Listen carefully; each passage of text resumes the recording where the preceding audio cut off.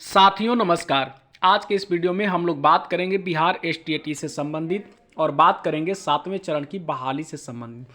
Friends, आज के इस न्यूज़पेपर में बहुत ही काफ़ी मात्रा में शिक्षा मंत्री का बयान जो है छपे हुए हैं और 7वें चरण के बहाली से संबंधित जो है ये बयान दे रहे हैं। उसे हम लोग देखेंगे कि आखिर क्या कह रहे हैं और कहाँ तक ये जो है सत्य है। फ्रेंड, जैसा कि आप सभी लोग जान रहे हैं कि प्रत्येक दिन न्यूज़पेपर में जो है शिक्षा से संबंधित कोई ना कोई न्यूज़ आती है और 7वें चरण की बहाली से संबंधित हमेशा बातें आती रहती है।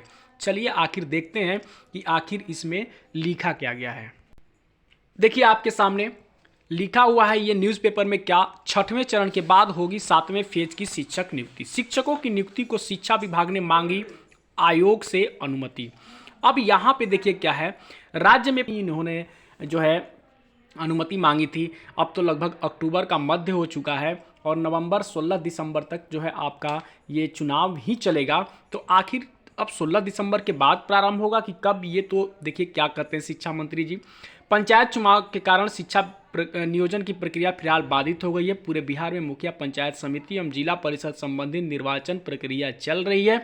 शिक्षक नियोजन में यही पंचायती राज संस्था नियोजन प्राधिकार का कार्य करती है। अभी चल रहे निर्वाचन के प्रक्रम में आदर्श आचार संहिता भी लागू है, जिसके कारण बाधा उत्पन्न हुई है। ये बात सत्य है कि जो है चुनाव के कारण ही जो है ये पूरी रूप से शिक्षक नियोजन की प्रक्रिया अभी बाध्य है। अभी 6वें चरण की नियोजन प्रक्रिया चल रही है, जिससे इजाज़त मिलते ही शीघ्र पूरा किया जाएगा। तत्पश्चात 7वें चरण की प्रक्रिया प्रारंभ होगी। देखिए शिक्षा मंत्री ने स्पष्ट बोले हैं कि 7वें चरण की प्रक्रिया तुरंत प्रारंभ होगी।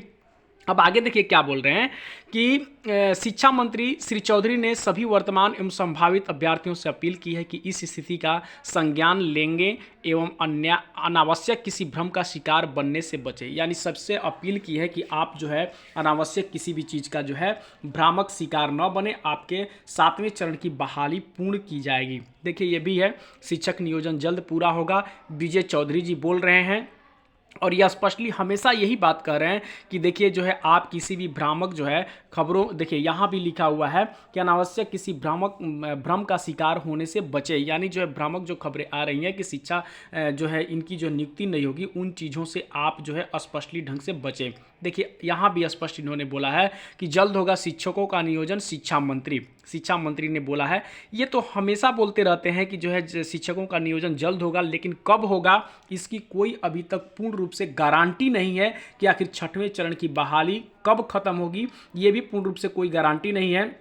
और 7वें चरण की जो बातें हो रही है, 7वें चरण की बहाली की, क्या ये जनवरी और फरवरी में 7वें चरण की बहाली प्रारंभ हो जाएगी या नहीं हो जाएगी, इसमें भी संशय बना हुआ है। जरा समझिए कि 6वें चरण की बहाली जैसे ही खत्म होगी तो यहाँ पे सीटों का रिकैलकुलेशन होगा। तो सीटों का रिकैलकुलेशन 1-2 दिनों में इतना जल्दी संभव नहीं हो पाएगा कि सीटों का रिकैलकुलेशन कर दिया जाए और ये जो है बहाली पूर्ण रूप से सेंट्रलाइज होने वाली है, ऑनलाइन होने वाली है। तो अब देखिए क्या जनवरी फरवरी में संभव हो पाता है या नहीं, ये कहना बड़ा मुश्किल है। लेकिन शिक्षा मंत्री बार बार आश्वासन दे रहे हैं कि जैसे ही पंचायत चुनाव खत्म होगा और शिक्षक बहाली प्रक्रिया प्रारंभ होगी। लेकिन ये विश्वास नहीं होता शिक्षा मंत्री के बातों पर कि वाकई में ये जो बातें बोल रहे हैं वो सत्य है या असत्य है। अब ये आने वाले दिनों में पता चल पाएगा। धन्यवाद।